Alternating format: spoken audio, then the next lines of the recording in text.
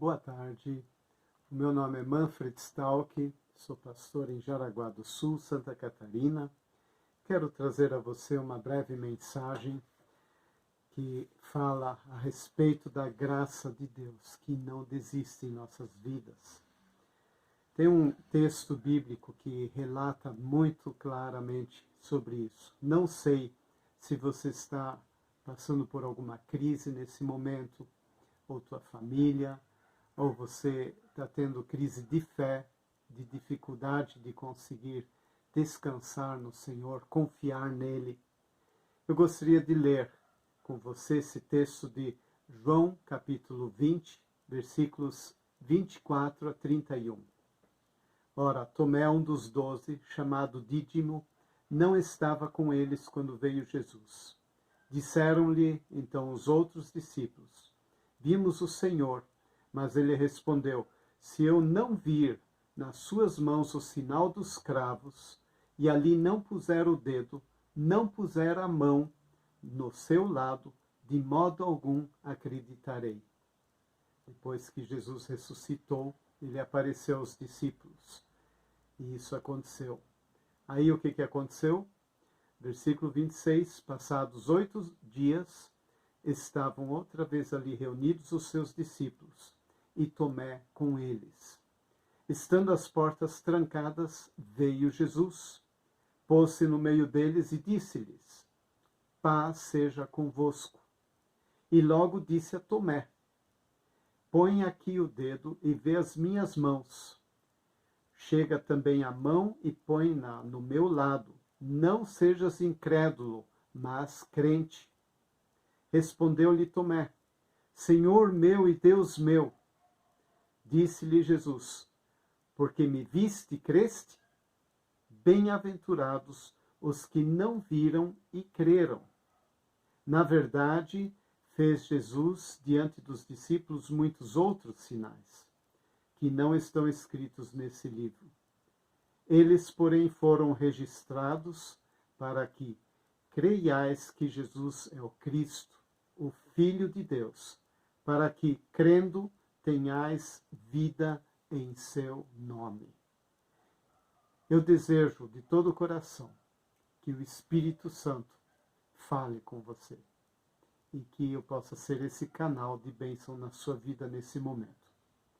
A gente encontra nesse relato que acabei de ler uma maneira cheia de graça com a qual Jesus trata um homem em crise.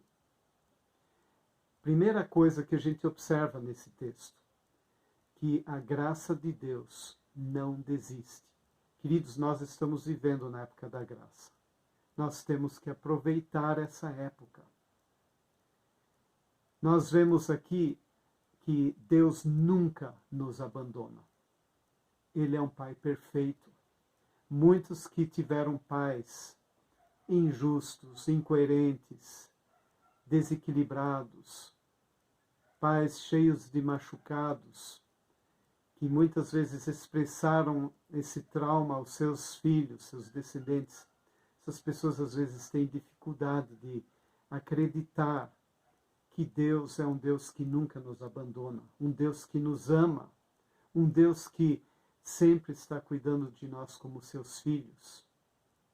Quando a gente consegue declarar ao Senhor que a gente perdoa o pai que a gente teve. Perdoar significa doar a perda.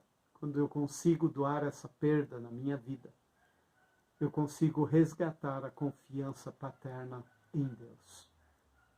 A gente sabe que Deus nunca nos despreza. Ele nos ama, apesar dos nossos pecados, das nossas limitações, das nossas dificuldades. E Deus também nunca se cansa de nós. É interessante. Muitas vezes nós não temos nem paciência conosco mesmos.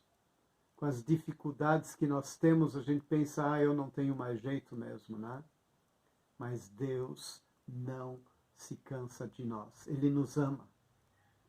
Queridos, Jesus voltou àquele local depois de 8 dias só por causa de um homem que só iria crer se lhe visse. E quem que era esse homem? Era um homem cheio de defeitos.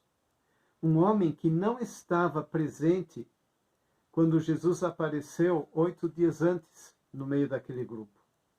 Um homem que não creu quando os amigos lhe contaram sobre a aparição de Jesus. Ele não lhes deu crédito. Queridos, a graça de Jesus parece até que não vê defeitos. Ela não se dá por vencida. Ela não se cansa. Ela não desiste. Isso nos lembra a história daquele pastor que deixou as 99 ovelhas e vai à busca da única que se perdeu. Queridos, a gente vê que a graça também não perde a paciência. Jesus foi muito paciente com Tomé. Não sei se nós seríamos, né?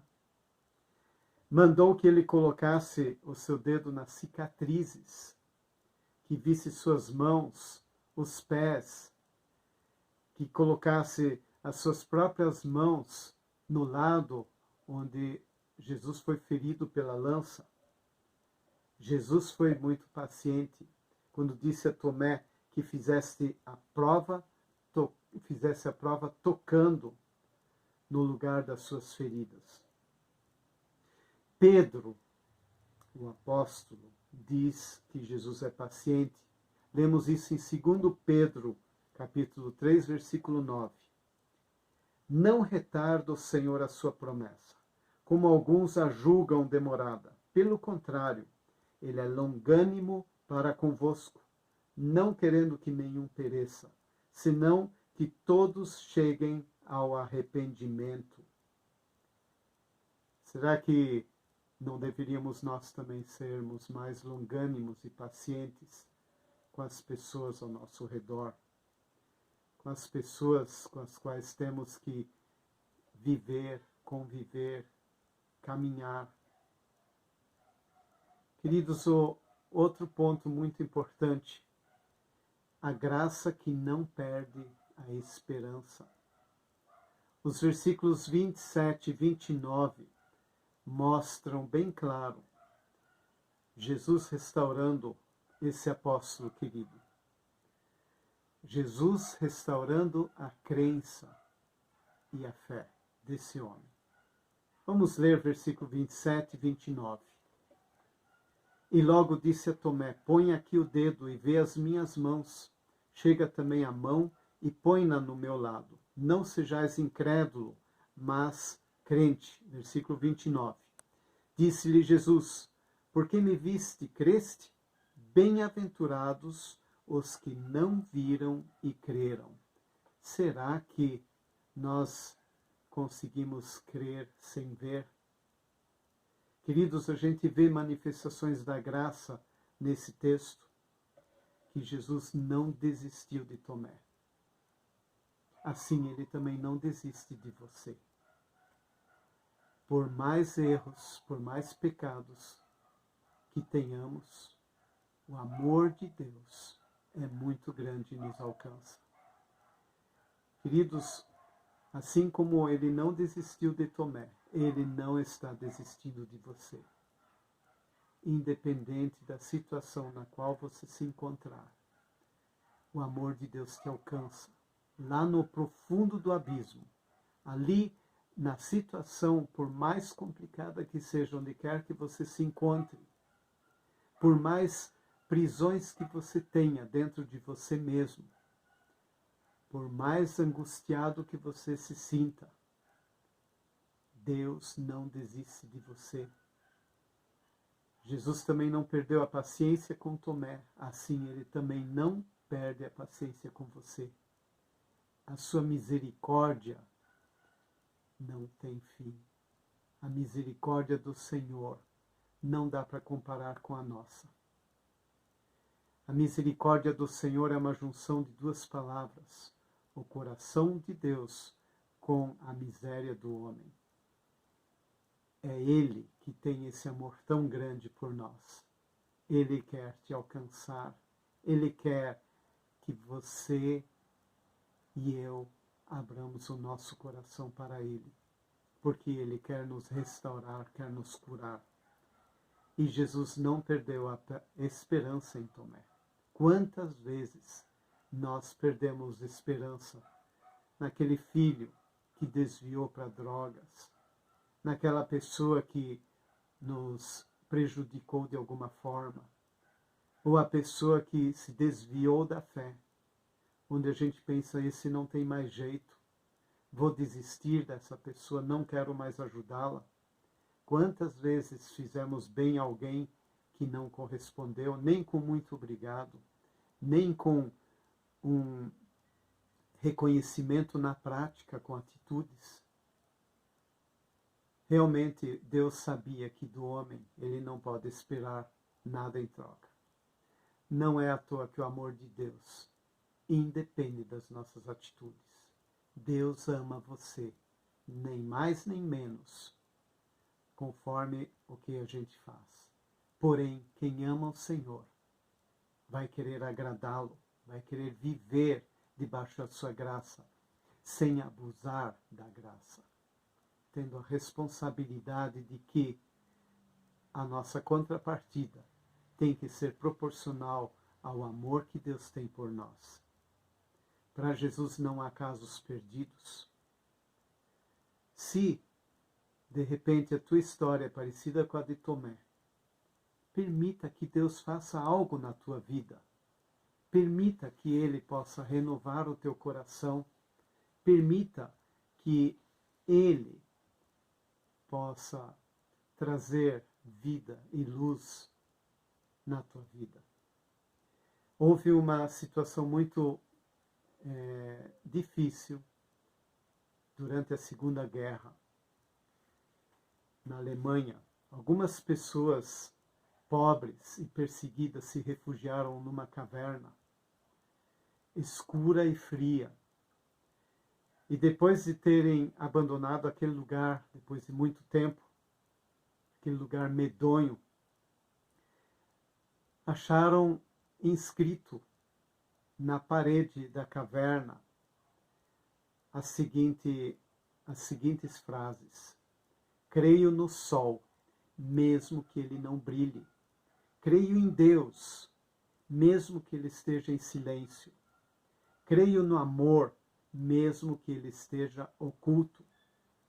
Queridos, com essas palavras, um dos refugiados deu um belíssimo testemunho de ter possuído grande esperança e confiança em Deus.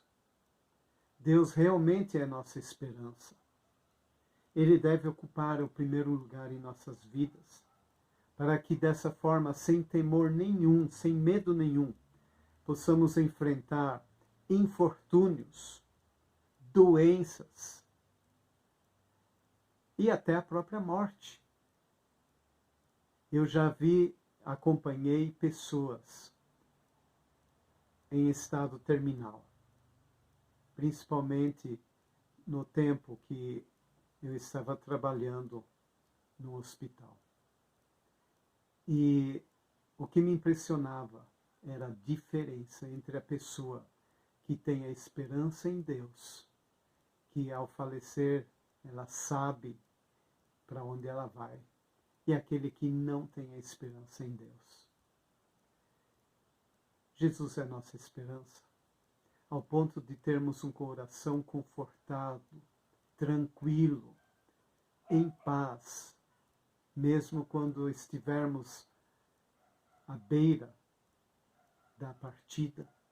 Será que quando alguém ao nosso redor está sofrendo muito, ou está padecendo, ou talvez até moribundo, será que nós temos palavras de esperança? Será que o nosso ser, o nosso emocional demonstra essa paz, essa segurança? Queridos, nós estamos vivendo ainda essa época da graça, que é o presente imerecido que Deus nos dá, da salvação, uma nova vida com Cristo, uma vida dependente de Cristo, uma vida cuja esperança está firmada na rocha que é Cristo. Você está consciente de como você está vivendo? Você está preparado para se encontrar com o Senhor um dia? Você está preparado com um coração cheio de paz, sentindo a presença de Deus, tendo um viver, tendo palavras que transmitam graça aos que nos ouvem, palavras que edificam, palavras que abençoam, palavras que levantam as pessoas? Será que nós somos realmente como aquelas árvores plantadas junto ao ribeiro de águas que no devido tempo dá o seu fruto, como diz em Salmo 1? Se nossa vida está sendo nutrida pela água da vida que é Jesus, nós produziremos os frutos certos no tempo certo. As pessoas ao nosso redor poderão se alimentar daquilo que temos para oferecer. Teremos folhas que não murcham, ou seja, teremos sombra para as pessoas que estão precisando. Refrigério para as pessoas necessitadas. Aquele que está firmado em Cristo, ele produz frutos, ele produz refrigério. A vida dele, apesar de todas as lutas e dificuldades, é uma vida leve, uma vida renovada. Queridos, a nossa esperança não deve ser aqui nessa terra. Se a nossa esperança for apenas nessa vida aqui, somos os mais infelizes, porque buscamos a cidade que há de vir. Nós queremos estar no céu com o Senhor. O Senhor é a minha luz e a minha salvação. A quem temerei? Desejo que Deus te abençoe, te renove, que o Senhor te dê esperança e que você se firme cada vez mais na fé, que é um presente de Deus para nós, para termos condições de estarmos ligados a Ele e vivermos por fé, vivermos dependentes do nosso querido Senhor Jesus Cristo. Que Deus te abençoe. Quero orar por você. Pai, diante dessa tua palavra maravilhosa, que demonstra essa graça maravilhosa que tu tens para com aqueles que tu amas. Queremos tomar posse, Senhor, dessa graça atuante também em nossas vidas. Quero pedir que tu abençoes todos aqueles que nesse momento têm ouvido essa mensagem, cujos corações estão tristes, angustiados, desamparados, ou talvez até desviados da fé. Senhor, que tu possas alcançá-los e que eles abram seu coração para ti, voltem a ti, busquem a tua paz, tua tranquilidade, a tua segurança. Que tu restaures a vida de cada um e que a esperança seja uma esperança viva, verdadeira e crescente em todos aqueles que pelos olhos humanos não veem esperança, mas pelos olhos da fé enxergam muito longe. Que tu possas produzir isto em cada um de nós. Muito obrigado por teu amor, pela esperança que temos em Jesus. E a ti nós entregamos nosso coração, nosso sentimento, nossa vida. Abençoe e aguarde cada um, em nome de Jesus. Amém. Deus te abençoe e não se esqueça, Jesus te ama muito mais do que você imagina.